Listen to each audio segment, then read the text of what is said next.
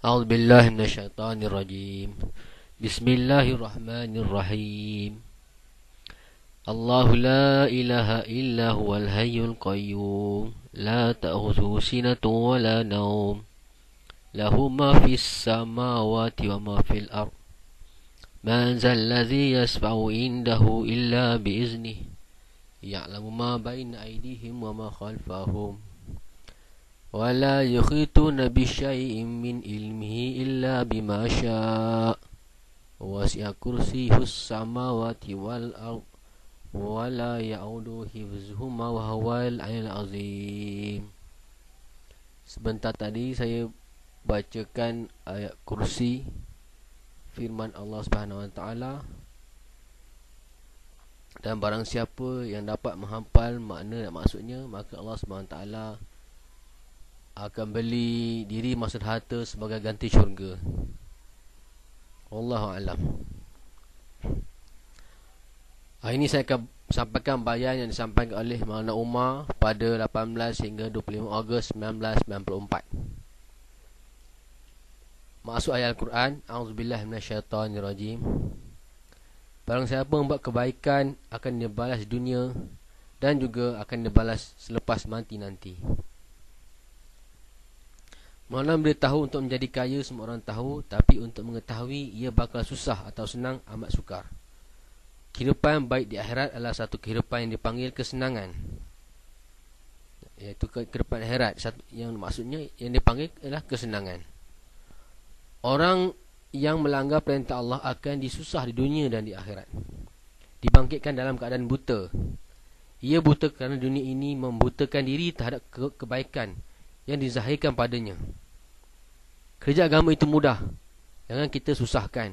Sebelum mati, rukun-rukun iman mesti disempurnakan. Rukun iman yang pertama ialah yakin pada Allah. Dengan yakin pada Allah, iman akan meningkat apabila kita memperkatakan dan mendengar kebesaran Allah Subhanahu Wa Taala. Kebesaran Allah Subhanahu Wa Taala yang diperkatakan, yang diperdengarkan adalah untuk membuang kebesaran makhluk di dalam diri kita.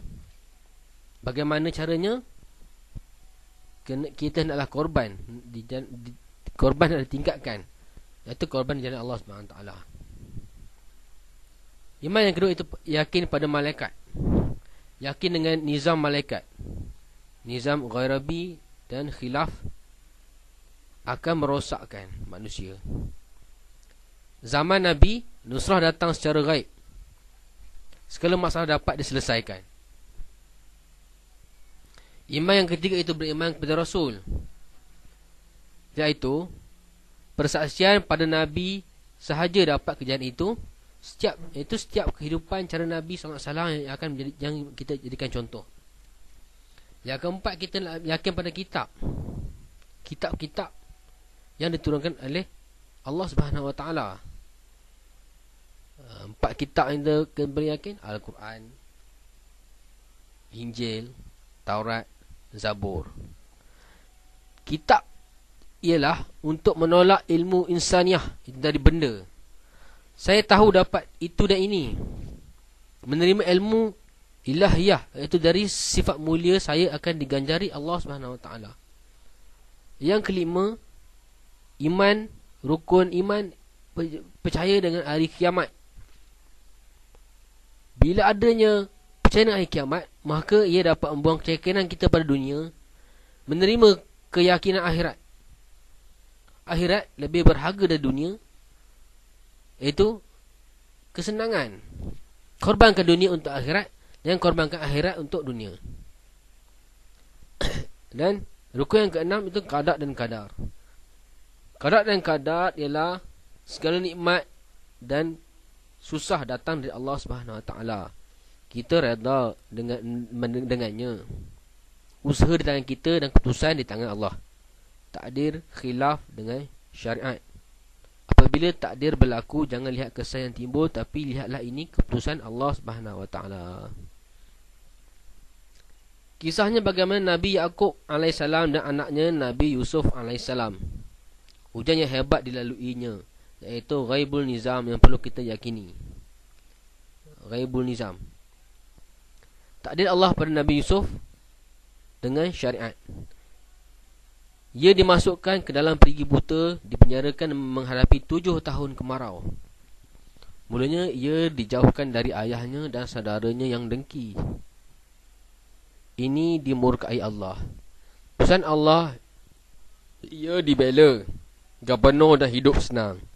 Isteri gubernur buat gara-gara. Nabi Yusuf difitnah. Kerana itu apa, putrinya tu Zulaikha, kerana dialah Nabi Yusuf difitnah. Seorang bayi yang masih menyusu dijadikan Allah hakim untuk membersihkan nabinya, iaitu sekalian nabi-nabi Allah. Bagaimana yang koyak, itulah ketandaan siapa yang bersalah. Bagaimana yang koyak, itu tanda ketandaan siapa yang bersalah. Tuan-tuan dia maklum kisah bagaimana ketika Nabi Yusuf alaihissalam untuk dipenjarakan,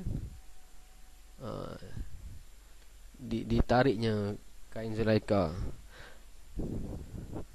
Kebenaran menyebelahi Nabi Yusuf, tapi orang Mesir mula sangka buruk padanya. Allah membersihkan lagi nabinya dalam majlis makan buah bersama-sama wanita-wanita Mesir. Setelah tangan dihiris, barulah mereka akui kejujuran Nabi Yusuf. Akhirnya Nabi Yusuf mengaku bersalah dari mengikut bujukan wanita itu dan dipenjarakan. Doa Nabi Yusuf ialah, wahai Allah, jika engkau tidak memelihara aku dari fitnah wanita ini, nescaya aku akan terpedaya dengannya. Penyaran besar bagi kita, segala kebaikan yang dilakukan bukan datang dari kita, tapi dari taufik Allah semata-mata. Penduduk Mesir akui kesucian Nabi Yusuf, tapi dia tetap dipenjarakan. Takdir pada Nabi Yusuf khilaf dengan syariat keputusan Allah. 7 tahun Mesir kemarau. Nabi Yusuf tetap jalankan dakwah, mentauhidkan Allah yang satu. Mujizatnya ialah menafsirkan mimpi. Para banduan menyukainya. Satu hari 2 orang banduan bermimpi dan Nabi Yusuf menafsir seorang yang akan mati dan seorang lagi dipanggil raja. Sampaikan pesan pada raja, minta beritahu Nabi Yusuf. Sampaikan pesan aku pada raja, memberitahu Nabi Yusuf. Bila orang itu menghadap raja dan dibebaskan, ia terlupa pesan Nabi Yusuf. Satu hari raja sendiri bermimpi, barulah bekas banduan tadi teringatkan Nabi Yusuf. Akhirnya Nabi Yusuf dapat keluar setelah menafsirkan mimpi raja dengan tepat dan dijadikan pembesar istana. Kisahnya cuma tafsirkan mimpi raja je, dengan raja bebaskan seorang yang dipenjara. Tak ada saudaranya khilaf dengan syariat, maka tiada nusrat Allah.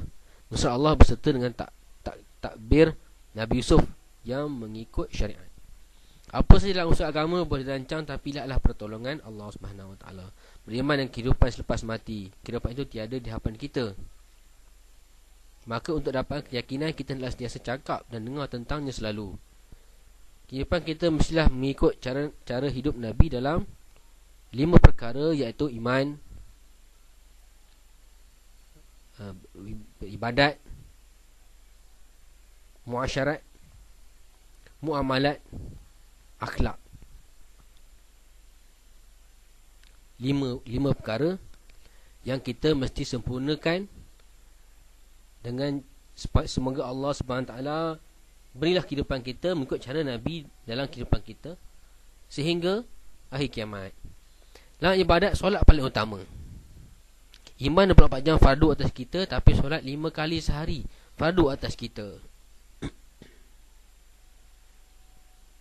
Untuk meningkatkan solat, kerjakan di masjid dan sibukkan dengan solat nawafil. Sempurnaan akan datang dalam solat apabila solat dikerjakan dengan mencontohi Nabi dan tumpuan terhadap Allah diutamakan. Nabi SAW beritahu, lihatlah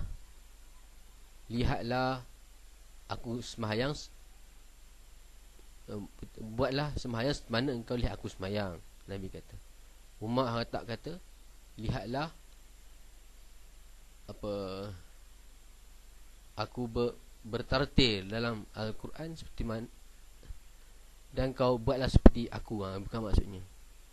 Abu Bakar beritahu, lihatlah aku mengerti Allah dan seperti mana engkau mengerti Allah. Tumpang itu datang dengan tilawah, zikir dan sentiasa berdoa. Hubungan dengan Allah betul, dan hubungan dengan makhluk juga mesti diambil berat. Ia sentiasa tunaikan hak makhluk dan kasihkan mereka semua. Bila wujud kasih sayang umat dekat dengan Allah, umat ini adalah umat contoh bagaimana hendak wujudkan satu hati. Ia akan wujud bila perasaan keislaman mengatasi puak. Allah juga ikramkan orang beriman walaupun imannya sebesar biji sawi. Satu masa ia tetap dimasukkan dalam syurga. Nabi sentiasa ikram orang Islam. Pada Haji Wida sabdanya, mulianya orang Islam semula Mekah dan haji ini. Hormat si pendosa kerana iman yang wujud dalam hatinya. Ia seperti anak yang berlumuran dengan najis, ibunya akan bersihkan dan meluknya dengan kasih sayang. Maksud ikhlas, kita buat apa sahaja untuk dapat redha Allah. Pengorbanan akan mewujudkan keikhlasan. Suasana hanya wujud dengan dakwah. Maksud hidup orang Islam hanya dakwah. Untuk maju dalam usaha. Untuk dalam maju dalam usaha agama, kita adalah patuh pada mesyuarat. Kerana mesyuarat adalah putusan daripada amir. Tinggalkan kepentingan diri, Allah gembira atas ini. Sempurnakan, yang kedua, sempurnakan solat, tilawat, tasbihah dan doa.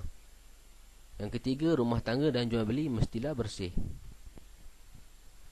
Paling minimum dakwah itu kita buat dan bawa orang lain pada apa yang kita buat. Hadir Haji minta kita buat usaha dengan mudah dan keluar 3 hari sebulan. Ajaklah orang pada hari ini. Saya ada dengar orang beritahu bahawa ada orang keluar 3 hari setahun sekali. Wallahualam. Sebab itu tertibnya yang sebenarnya kita kena keluar 3 hari tiap-tiap bulan. Kemudian di samping dakwah, jangan lupa diri sendiri mengikut syariat. Walau apa kesusahan yang ditimpa datang, Nabi tetap jalankan kerja dakwah untuk selamatkan umat dalam alam kubur. Agama yang sempurna dibawa Nabi beransur-ansur keluar dari kehidupan umat hari ini. Semoga Allah SWT beri taufik saya dan tuan-tuan untuk kita amal dan sampaikan.